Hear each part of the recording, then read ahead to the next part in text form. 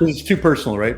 Human beings it's just too personal. So it can complement and support, but it will never replace the intuition or the emotional connection that you get with a practitioner, right? Which I think is actually a really big deal. I think if you're being someone that struggled with food and knowing other folks who struggle with food, it can be embarrassing. It's very sensitive, very personal. You need to get comfortable with people as you move forward, which again, why relationship building is very important in our industry, I think.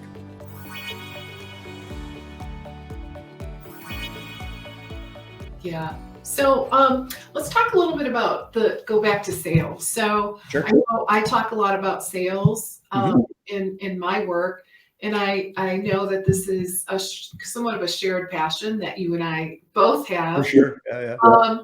So do you have any, thoughts, recommendations for, the practitioner, whether it's a budding practitioner kind of just getting started or the more experienced clinician? What would you say?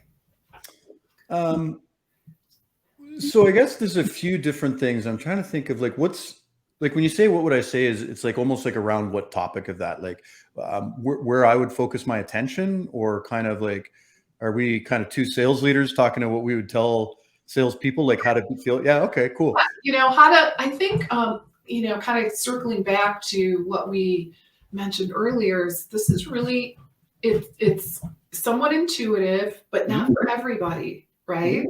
Mm-hmm. So how do you recommend that clinicians navigate through those, that whole process? So this is what I would do. I think the number one thing to do is have a mindset of abundance, right? Like, so good. And a mindset of abundance. There are people out there that need your help, right? Take a learner approach, right? Be curious, and a learner mindset. It's something you can Google. It's a clear thing, but just really, even so, when you're getting going, a learner mindset's really important. I think even as a senior or it's even as important to be a learner, because you can kind of get in that place where you know everything, and that's where things kind of get dangerous, right? So have a learner mindset. I love the mantra of keeping the conversation going. So if I was growing a business, I would set goals for myself around, like, I want to have 5 conversations a day. I want to have 2 conversations a day, and really documenting those conversations. And really, the reason I say document them is because you'll actually absorb more by writing it down or typing it down after. And then you're going to start understanding your market. And when you start to understand your market, now you're going to be able to start creating copy that resonates, right? And I think copy is king. Being able to write good copy, concise copy, powerful copy is king. I remember on my onboarding for all my sales reps that I used to work with, which is, I still have coaching with sales reps. I just love selling. It's so fun.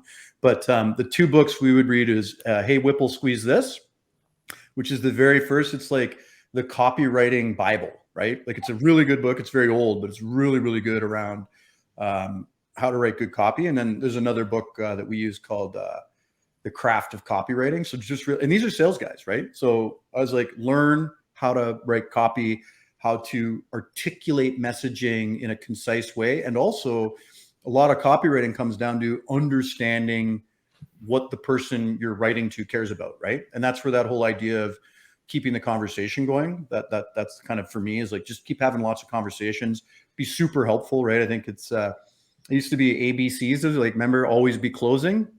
So I think now it's always be helping, right? Just always be helping. Right. And there's a whole bunch of other things we could have. I think we could have so many conversations about this, about downloads and email lists and all this stuff, which I think is important. Those are all tactical things. Like, philosophically, be a learner, always be helping, focus on copy. Like, that copy is actually the really powerful thing. Yeah. And ask people what success looks like for them, right? Yeah. And ground your conversations. So every time you have a conversation, like, what does success look like today? Okay, it's the same. All right, how are we doing? What roadblocks are you hitting? Oh, I'm hitting this roadblock. What do you think you can do to like really kind of lean in? Sometimes you just want to give an answer. I find this. I find that, unfortunately, in healthcare, you're under so much pressure, and there's just not enough time. And you also are an incredibly caring individual. So you often will find yourself, as the person's talking, you're like, I got the answer already. Yes. Don't do that. Fight that. Teach yourself not to do that.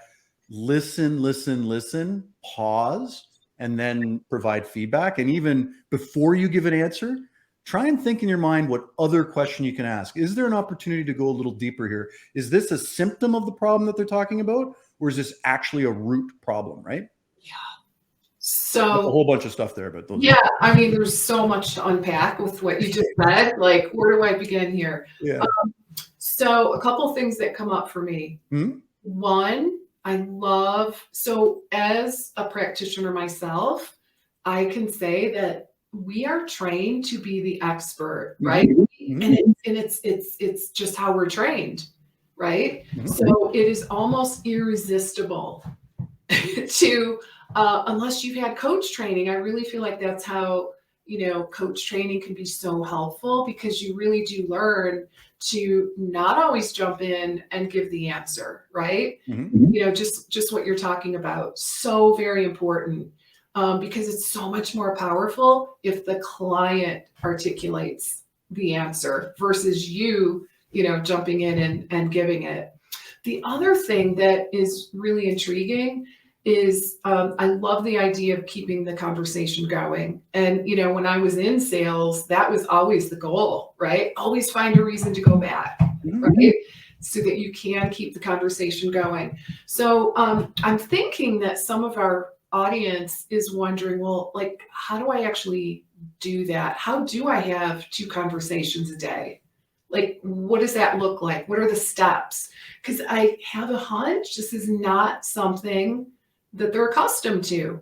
So how would you recommend, like, just reach out to people, text them, email them, and say, hey, I'd love to have a chat with you? Like, how do you do that?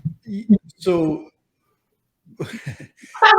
no, it's a great question. There's courses built around that, right? So I think I know it's not an easy one, but that's where this is what I do. The practical, like, okay, I love this idea, Jeff. I want to do it, but how? What do I do first? No, so it's like this is where the grind and the hustle and it's like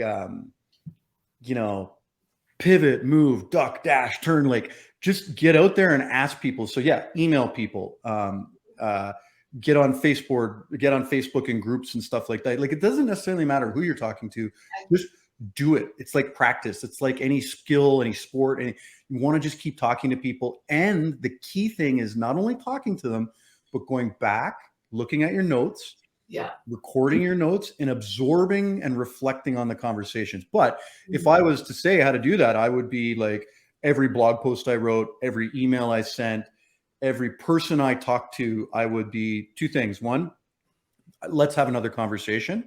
And if I was trying to get a first conversation, I'd be like, I'm here to talk. I'm here to talk. My life is focused on helping you.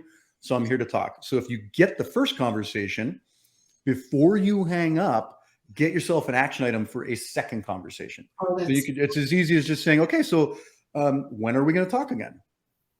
Yeah. Right. When are we going to talk? Or what should we talk? Or even like another great question would be, what are we going to talk about when we talk next?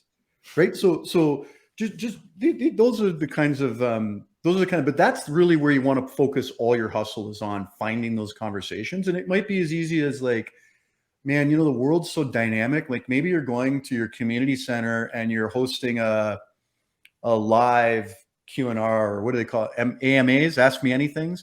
And I know you're like, well, I've just got out of school and I don't have any clients. Like, nobody does. Everybody starts somewhere, and the ones that are winning are just really happy, positive, and believe in themselves, right? So, and that sounds kind of hokey, but if you're just starting out, or if you're already there, those are the things that get you through it. Having really great and when you do have a success with a client, share it. Get them to share it. Like asking a client, do you know anybody that I might be able to work with? Would you mind joining me to talk about our experiences together? Like that, other people are always looking for signals that they're going to be able to succeed with you, and showing someone else that succeeded is always one of the big ones, right? I got to tell you why I love this so much is it, I mean, it aligns so well with my philosophy. Yeah. And that is, I mean, anyone that knows me knows that I say this all the time, get out there and talk to people. Mhm. Right? Just get out from behind your computer. Because what I see is, and I know this because I used to do it too, even though, I come from a sales background, it is sometimes easier to kind of sit behind your computer and be super busy, creating this, 15-page website and like all these things. Mhm. And it doesn't result in movement forward. I mean, of course, don't get me wrong, websites are important, right? Of course, but not at the cost of building relationships and getting out there and actually talking to people and inviting them into conversations. That leads to sales, quite frankly. And you're not doing it for that purpose, but it just automatically leads to, getting more clients and being able to help more people and making a nice living doing what you do. So it's just in such great alignment with, because I get a lot of questions like, Lesli, what are all the things I need to have set up? Like, what are, all the technology, all the things, I'm like, nothing. Yeah. You'd be great if you had a little website. You could just have a web page. Cell phone, Fuego. Yeah. No, for sure. But your willingness to have conversations, I personally think is probably the most important indicator of long-term success, because at the end of the day, it really is about relationships, even in this day and age with all of our technology. Even more so potentially, right? Like even more so today than ever before, relationships matter. And if you're hesitant to have conversations, that's where I would start my own coaching or whoever my friends were, whoever, I'd be like, what is it what's making you hesitant? And then, how do you overcome that? Right. Or how do you change your mindset?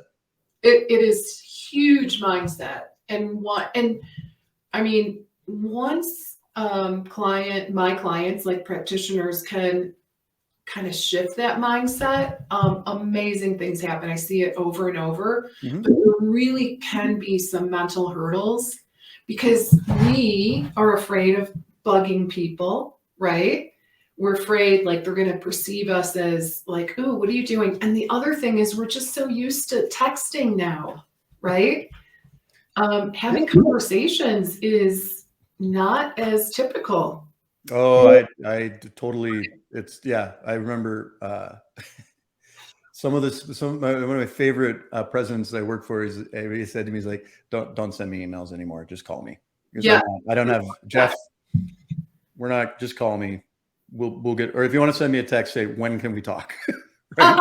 Right? Which is good. You get a lot more accomplished, but it's hard to say. I think also a lot of you and the industry are operationally focused, right? If you're coming from a healthcare setting, you're kind of being fed. And again, it's tough. It's, I think, one of the biggest challenges for the world to solve right now is just like, how do we give all of you a little breathing room so you can actually start effective making change and helping people? Because we've actually built some bad habits in, I don't know why, but because of the way the industry is structured, we've built these habits around give them an answer, get on to the next person, give them an answer. You don't have the opportunity to take the time and really understand what are the barriers to you eating healthy? Like, just, it certainly isn't that you can't find a meal plan. There's got to be more to it than that, right? So, and if you listen to them and people, what is it? One of the coaching things is seen, heard, and understood, right?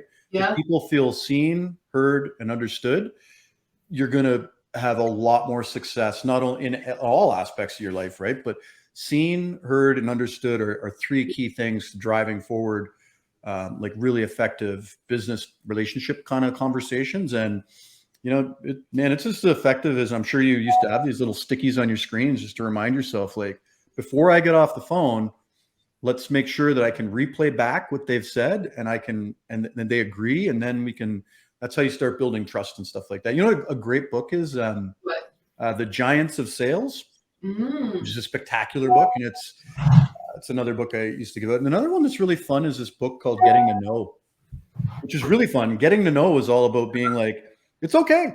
It's okay. It's okay if somebody doesn't. It's an abundant world, man. If someone doesn't want to work with you, that doesn't mean you shouldn't reach out to them.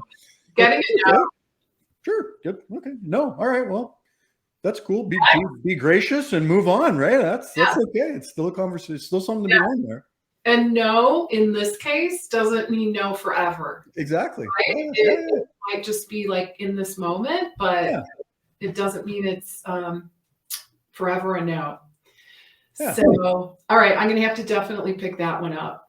Highly recommend. So, Jeff, where would you like people to go to learn more about you, more about Meal Garden, and all those, just next steps? Yeah. So, I guess to learn about me is I'm on LinkedIn. Okay. Probably if you want to learn about, if you really want to learn or talk to me, go to home.mealgarden.com. Click on the little icon on the bottom. We have a full team and I still manage our support. It's my favorite. It's the most grueling thing to do because when people hit bugs, you're like, oh, but we're really good at that.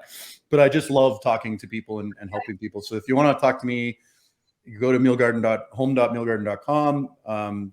If you want to learn anything about, we have a Facebook group. Kiki runs a spectacular podcast, which doesn't really talk a lot about Meal Garden. She talks about people that use Meal Garden to succeed, but Meal Garden is always a sidekick. It's never a focal point of those conversations, and some really exciting conversations there about interesting things. But what's the name of the podcast? It's called Making It Real.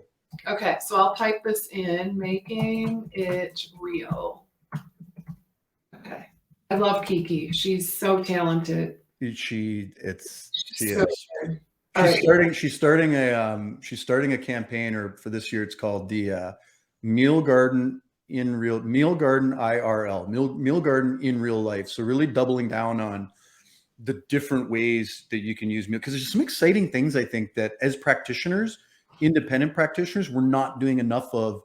Because we haven't even thought of it. Like, who thinks of going to a grocery store and collecting sales and then creating a meal plan? And you're like, man, that's actually super valuable. Or coordinating with local restaurants and making it, like that stuff is the powerful stuff, right? That's really juicy. So Kiki's on a mission to kind of find more people that are using Meal Garden in those ways and sharing that stuff. So it's really interesting. So cool. Okay. Yeah. So Making It Real podcast, highly recommend. Kiki's awesome, guys. So that's so nice.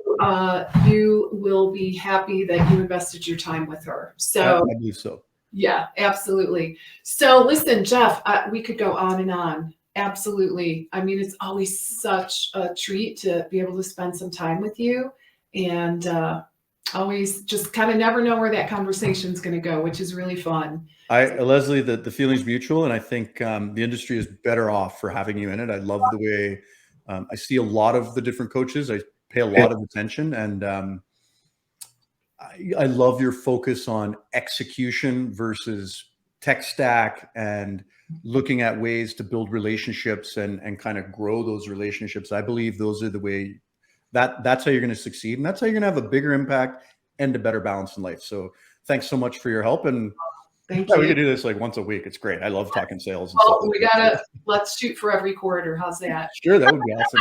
All right. Let's do it, Jeff. All right.